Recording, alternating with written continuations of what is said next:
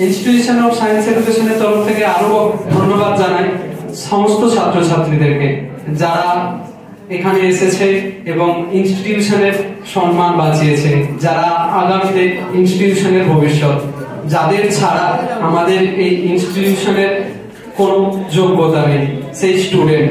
আর সেই স্টুডেন্টকে যারা প্রথাগত শিক্ষার মাধ্যমে শিক্ষিত করে তুলবেন, আমি আমাদের ইনস্টিটিউশনের সেই সমস্ত টিচার্সকে আসার জন্য অনুরোধ করছি।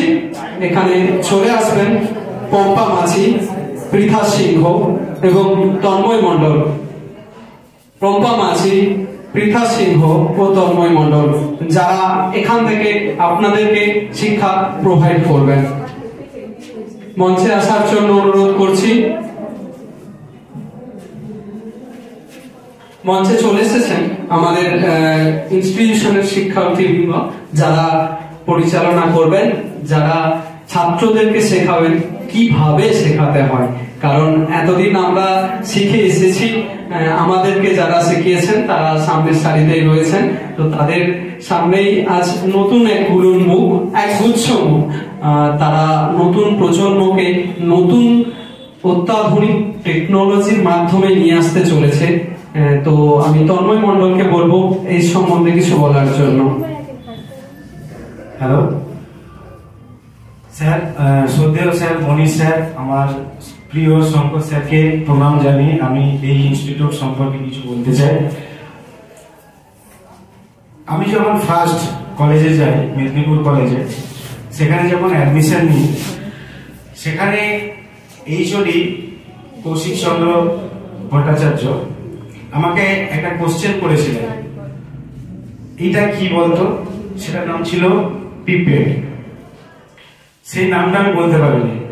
তার সেকেন্ড কোশ্চেন ছিল যে তুই কোন স্কুল থেকে আসছিস, তোর বাড়ি কোথায়?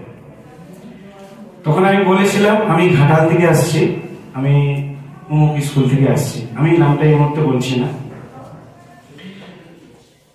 তারপরে বলে 3টে মাস স্কুল তো যা করছিস করেছিস, 3টে মাস ল্যাবে আসবি, পড়ার দরকার নেই, কোথায় কি আছে দেখবি, নাম লেখা আছে পড়বি, চলে যাবি।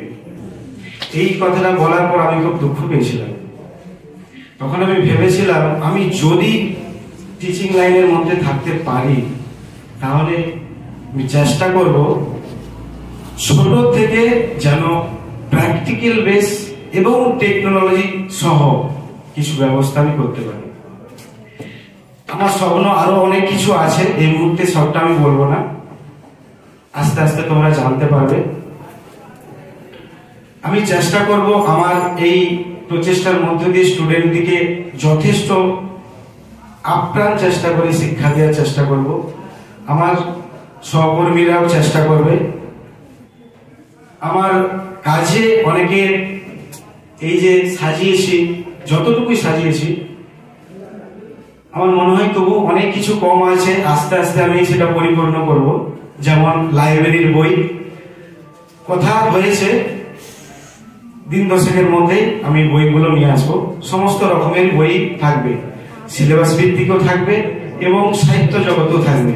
যা সাহিত্য জগতের পছন্দ অফ টাইম এখান থেকে নিয়ে যে সাহিত্য জগতও পড়তে পারে। আমি বায়োলজির কিছু প্র্যাকটিক্যালের ব্যবস্থা করেছি ম্যামের কাছে জেনে লিস্ট নিয়ে। আমি কেমিস্ট্রি নিজের মতো করে সাজিয়েছি, ফিজিক্স নিজের মতো করে সাজিয়েছি। আমার যে আইআইটিএন স্যাররা রয়েছে তাদের থেকে অসংখ্য ধন্যবাদ। তারা অকান্ত পরিশ্রম করে আমাকে অনেক কিছু হেল্প করেছেন।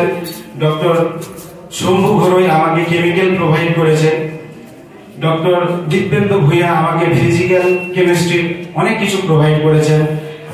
ডক্টর শুভম সাউ, সে এখানে আসতে পারেনি কিন্তু সে বইয়ের সমস্ত ডিপার্টমেন্টটাই সামলিয়েছে।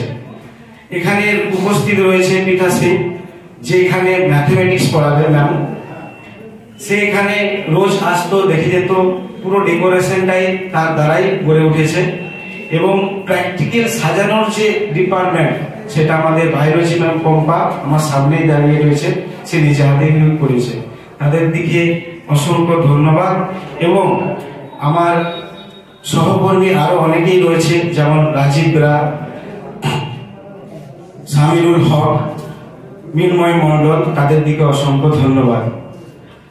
আমার এই বলে আমি আমার কিছু বক্তব্য শেষ করছি। যদি কিছু ভুল হয়ে যায় নিজের মতো করে ক্ষমা করে দেবেন। আমরা এই মুহূর্তে শুনে নিলাম তন্ময় মন্ডল, আসলেই যিনি এই ইনস্টিটিউশনের ওনার, যার অগ্রিম প্রচেষ্টাতে আমরা আজকে এত সুন্দর একটা অনুষ্ঠানের মধ্যে আসতে পেরেছি। আমাদের এই খুব ভালো লাগছে। তন্ময় স্যার আমাদের কাছে তুলে ধরলেন আসলে কোন কারণে তিনি এই শিক্ষা ব্যবস্থাটাকে পরিবর্তনের মধ্যে দিয়ে নিয়ে যেতে চাইছেন।